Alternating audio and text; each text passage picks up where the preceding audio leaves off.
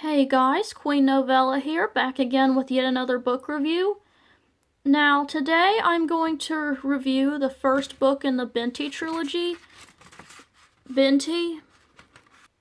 Binti is actually a science fiction novella by Nigerian-American author Nnedi Okorafor.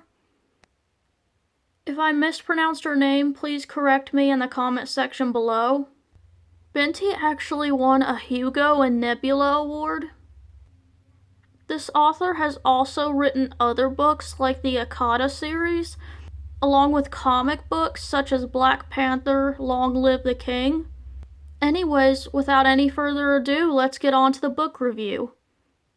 This novella is basically about a girl named Binti. She gets accepted into this prestigious university in space. This is basically a sci-fi universe, but her very traditional parents don't want her to go. She's the heir to her father's astrolabes business. I think that's how you pronounce the word.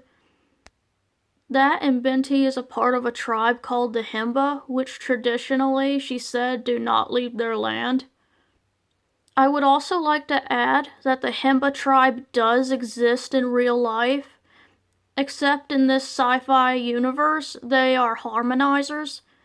Binti, however, is a master harmonizer. What is a harmonizer?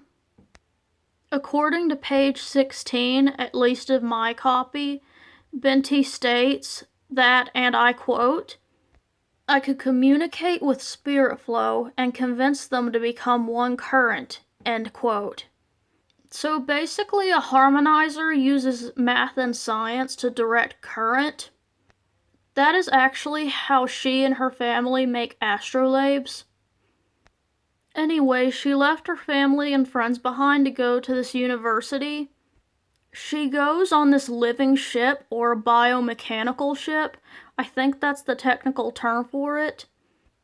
Kind of like Moya from that TV show Farscape. She was on her way to the university when the ship got attacked by the Meduse. The Meduse basically killed everyone on the ship, and she basically has to find a way to get out of the situation. Basically, if you don't know what the Meduse are, they're basically this jellyfish-looking alien race that has a problem with another human race called the Kosh. If you don't know who the Kosh are, they are basically the racial majority in the sci-fi world. A lot of people assume that the Kosh are meant to be white, but the author of the book actually confirmed on Twitter that they're actually meant to be Arab. Apparently the Meduse and the Kosh do not have a good relationship. The same goes for the Kosh and the Himba, which is Binti's tribe. Now, one thing I loved about this novella was Binti's character. I found her to be interesting, smart, and very relatable. While I can't relate to her love of all things math, I'm terrible at math, I can relate to her curiosity and wanting to see the universe.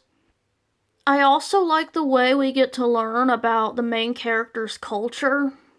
From what I read, the Himba tribe in real life does use a red clay mixture on their skin and hair called ogis. I think that's how you pronounce it. You'll notice in the novella that Binti also uses ogis all over her body too. I would also describe Binti as a badass protagonist, not in a kick-ass Buffy kind of way, but in a way you would expect from a master harmonizer. Sorry, that's really the best way I can describe it. I don't want to spoil you. Now, this book gets into themes such as identity, friendship, and ethics of science, etc. I loved how the novella touched upon the dark side of research. Its themes suggest that science needs a sense of morality. The theme of the ethics of research kind of makes me think of Mary Shelley's Frankenstein and its themes. Which is ironic because on the website LitChart, I read that Okorafor actually liked to read Frankenstein.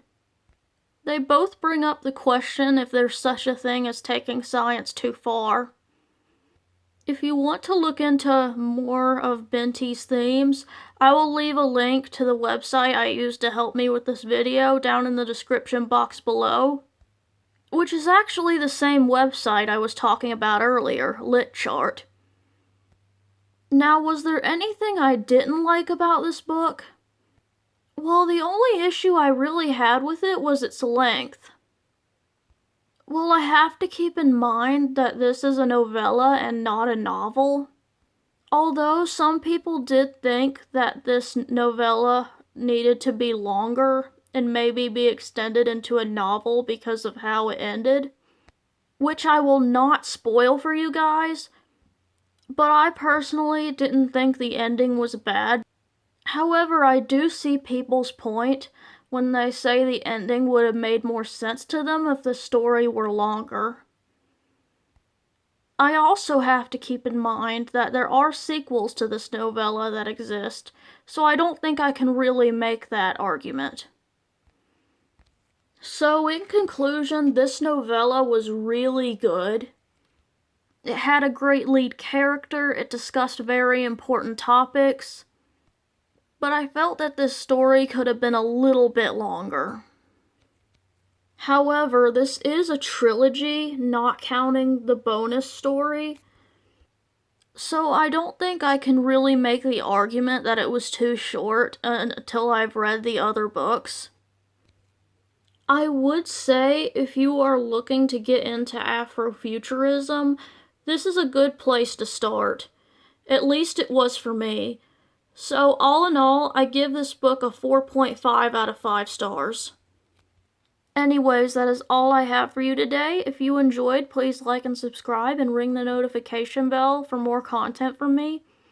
Anyways, guys, tell me in the comments section what you thought of this novella. Did you enjoy the themes and characters as much as I did? Do you feel that this should have been a novel instead? Or do you think the length was fine? You let me know your thoughts in the comment section below. Anyways, with all that being said, I'm Queen Novella, and bye!